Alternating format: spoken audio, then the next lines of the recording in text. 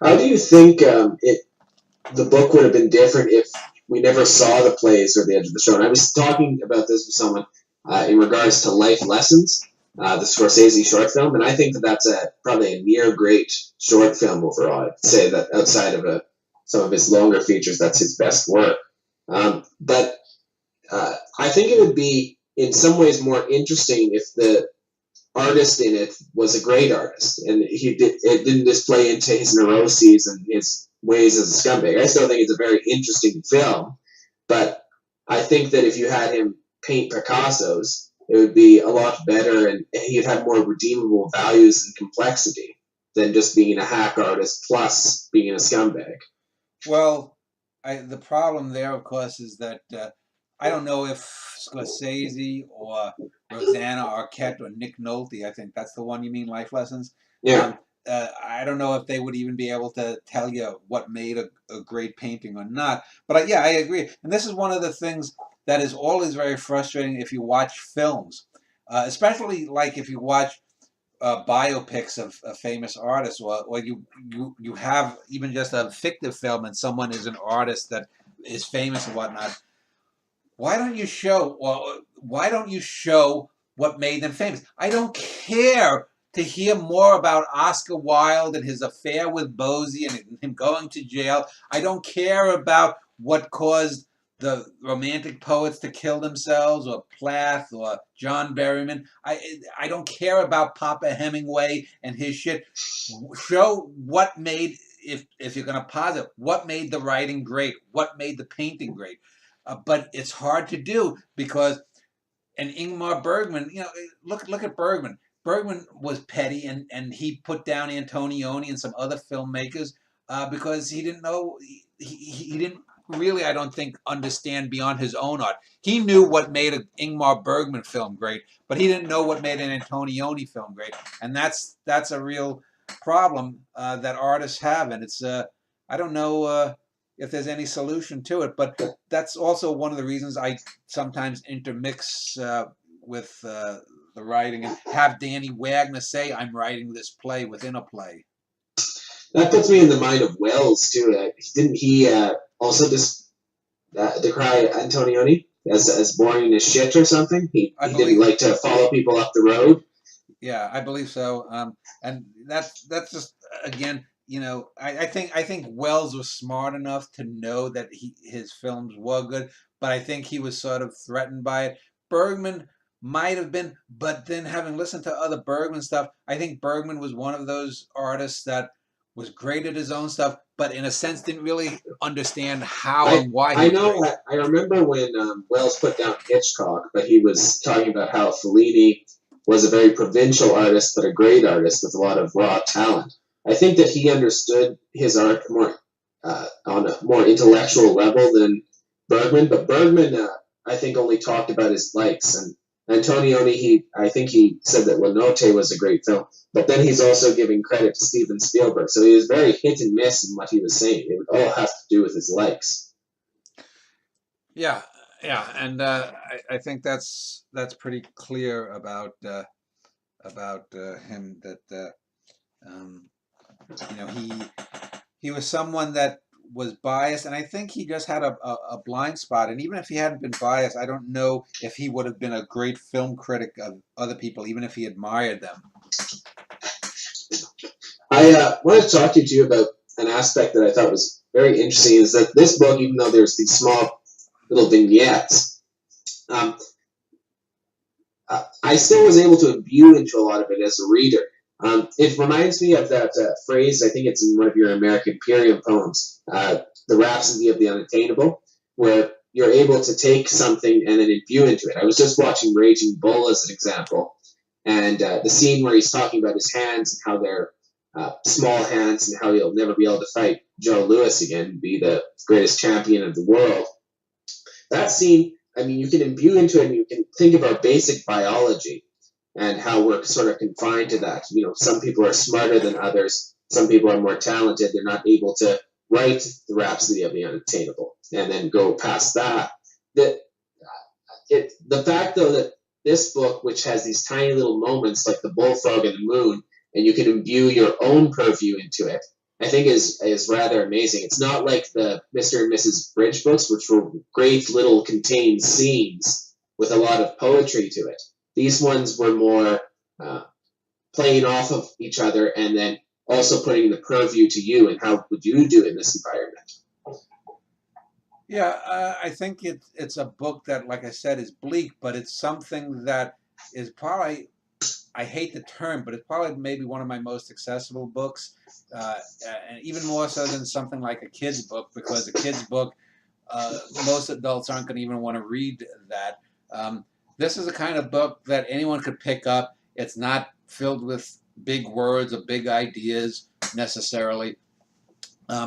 But I mean, it does have them, but it's not something where like you're looking up and you're looking at 1,000 feet of the White Cliffs of Dover, and how the hell am I going to get up there? This is just sort of landing onto a beach and just walking and seeing things, and oh, this is how it is here. This is this life. This is how it's going to be for this guy and me as I'm reading it. So it's a What do you think of what do you think of Jess's idea about getting back into the body? She was talking to me about this and how she goes between high and low in her sentences, where she'll have a poetic sentence and then she'll have a character yawn or cough or laugh. You seem to still have that ability too.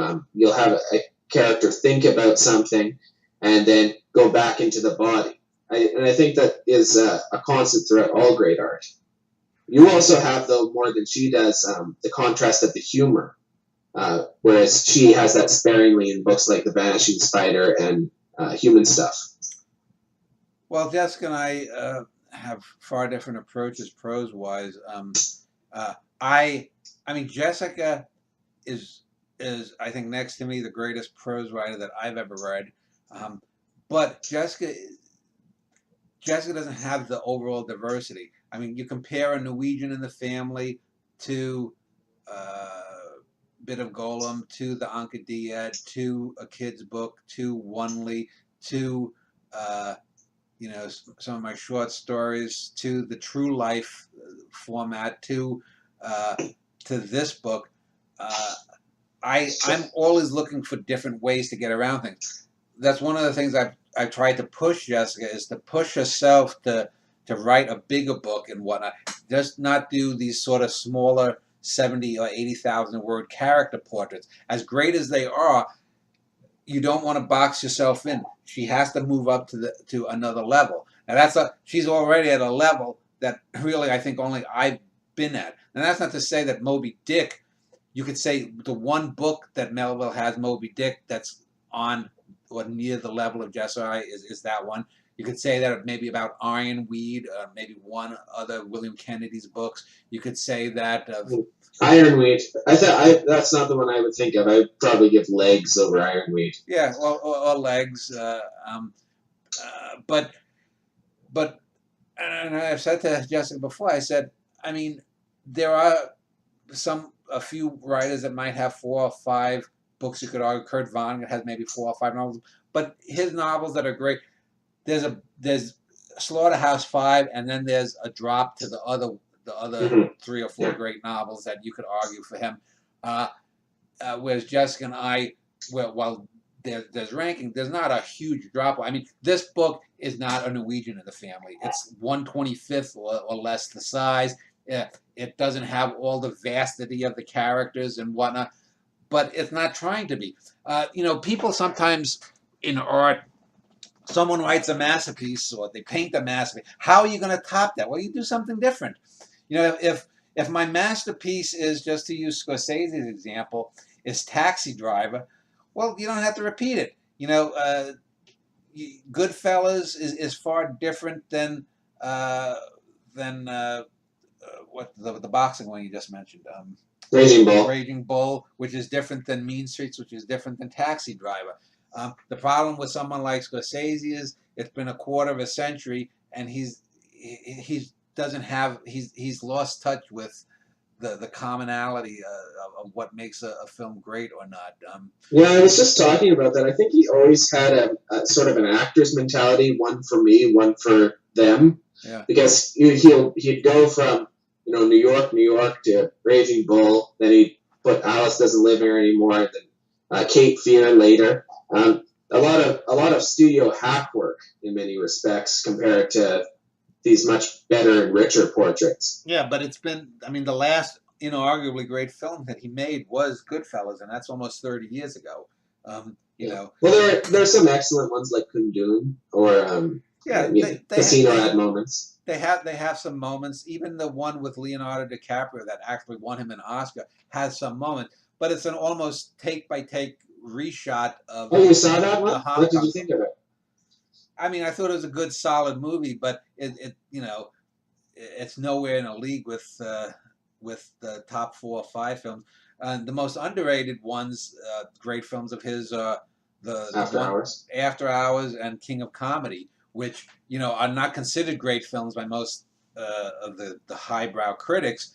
They usually go Mean Streets, Taxi Driver, Raging Bull, Goodfellas. That's sort of the quartet of his great films there over about a 17, 18-year period that he made. And I'd add those two that I just said, King of Comedy and After Hours. And you can make some arguments. I mean, there are some great moments in Gangs of New York. There are some great moments in the one with Leo. What is it called? The Wolf of Wall Street? No, the one. The Departed? The Departed, yeah. I haven't seen The Wolf of Wall Street. I saw about a 10-minute clip that someone put on YouTube, but it was the one where Leo's trying to look between the legs of the blonde or something. But and that's just the way it is, and that's what I never want to do. I don't ever want to be writing and having the last 25 years of Scorsese. I mean, Woody Allen, for all of the moaning and bitching that people do about his stuff and him making so many films, I mean, he still has 4 or 5 films you can argue as great since his golden age. There's the tennis, the Match Point one. There's the Cassandra's Dream. There's the one with Sean Penn, and a couple of other ones that have some great moments in it. So he's actually. What was the first one you mentioned? Match Point. Oh, I thought you said the Penist or the Tempest or something. There was Cassandra's Dream. There's the one with Sean Penn. Oh, Sean Penn. Okay. Yeah. He has some good comedies in there too. He doesn't seem to have sold out like Scorsese has, so maybe that's the difference. No. But yeah, I see what you mean. Jess is you can go even with sounds with song, and then a few of her later books. Those I would say are in the pantheon of Jess's works, but they do have different themes and different ways of getting into the character. I am interested to see what she would do with a wider palette, though. Yeah, and this is this is the thing though. It's sort of nitpicky. One of the things Jessica and I, when we read our stuff, others' work, is it's hard to impress. Someone like tomorrow, I'm going to be Skyping with Ezekiel and Chin, and not together, separately, but someone who's just coming to the work and reading it is going to be more impressed, and that's because when you are so consistently good or great at something, it's hard to maintain it. You were asking, and I don't want to mention names, but someone on our E-list here had written something, and it was not a good work. It was a long process and whatnot, and Jessica was like, I don't understand how he could do that. I said, well, it's difficult to make one great thing.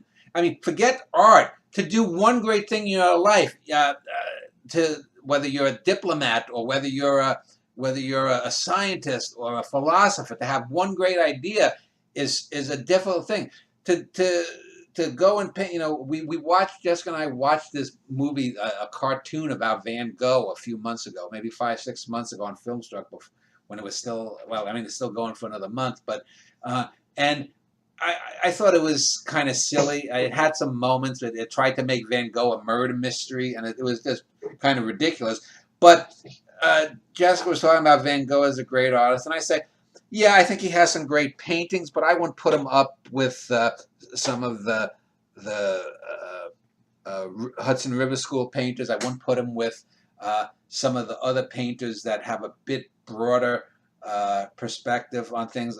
Dali um, comes to mind. A couple of the other Manet, I would say, is well beyond Van Gogh, and that's because Van Gogh had some bad paintings. I think the Potato Eaters, for example, is a grossly overrated painting.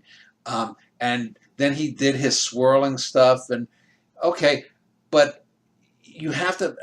This is why when you read my stuff, there's certainly a Dan Schneider voice from True Life on as far as the prose, but I'm always taking different things in all of the plays. I'm working on my 38th play now. I'll be done by this weekend with it, and I'm constantly trying to take different ways to get to things. All of these plays, for example, uh, I don't think there's ever been sketched out in any written medium a view of the female of the species the way I cover it. Good, bad, indifferent, stupid, whatnot. In these plays, I cover it all. And it's not just the women that Danny Wagner has sex with or wants to have sex with. It's the other peripheral characters too, the good characters and the bad. And these things are things I don't plan out. I don't say, well, I'm going to do a sociological portrait of the female of the species in the late 20th, early 21st century, so that someone in 2862 can write a 5-volume treatise on the human female at the turn of the third millennium. You know, as written by Dan Schneider. It's so that, but these things emerge because they're interesting. I didn't set out to write a quartet of novels when I wrote Tumbleweeds. It was just basically a fictionalized version, a condensed fictionalized version of True Life. But then it emerged. Manny Cole emerged as the character who was going to do the Vincetti brothers. I had wanted to write about those three brothers for 20 years in some form, and that came. And then doing that, first came the Norwegian, and then Big Frank emerged. And then I said, well, Big Frank and the Norwegian and their killing of Paulie, which is we find out by the end of the Vincetti brothers, there's got to be more there. And then the Norwegian was going to be answering that, and I thought it would be smaller than Vincetti brothers, but it ballooned in a good sense to something on this vast cosmic level. And the same thing with the heroic trilogy. The first one is a humorous book, and then we go to the anti-hero, and that's my favorite of the three books. And then we go to, again, this grand space opera that ends it. And then what do I do then? And then I go on this series of plays, and I do this book, and I'll do some more plays. I'm going to either do the Gorgeous George book or this other science fiction type book that's going to deal with prisoner-like issues. And that's the fun of it. And I said many times, you have to have fun. If art isn't just about, oh, I'm going to make a statement. And it was one of the things, too, that I just, while we're talking about it, and I'll just put this, as part of this conversation, is one of the things I was telling Jessica about you and your poems is you need to wean yourself off of me. You need to.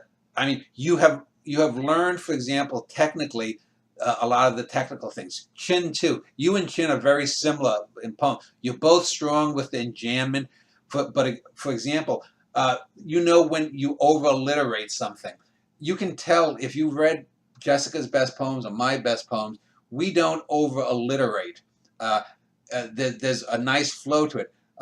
Bad poets, you can tell they're adding in words just to get alliteration. It doesn't flow naturally. Similar with enjambment. When you have, say, a sonnet, 14 lines, and those lines maybe have 5 well enjambed lines that can be read as sentences, but also the lines can be read as individual lines. If you're just doing the lines to have a line that is a sentence unto itself, if it doesn't add to the poem, that's sort of like over alliteration. You need to, for example, get to the point where you have, line 7 that says something that plays off of the main thrust of the poem or the sentences that form the two halves of it. or not. Otherwise, it's just showing off. And I think I said I don't know if I wrote it to you, but I said it to Jessica. I said, one of the poems you sent recently reminded me of trying to be like W.B. Yeats, but written by Dan Schneider. And it's good to mix and match things like that. But now that you've learned the technique on it, and I said the same thing to Chin, is you've got to find who you are. You have to put a bit more emotion in it, but not in the melodramatic way. There are going to be things that only you have thought, only you have seen, only you have felt. Same thing as Chin, who lives in Singapore. It would seem to be a lot easier for him to do it since he's more quote unquote alien than you are to me. But that's one of the things that a lot of artists fail to do. And this is why when I talked about the person who failed in doing a book that he had written, it happens. And when we talked about this privately, failure is not something that is that just, how did that happen? Failure is what happens most of the time in life.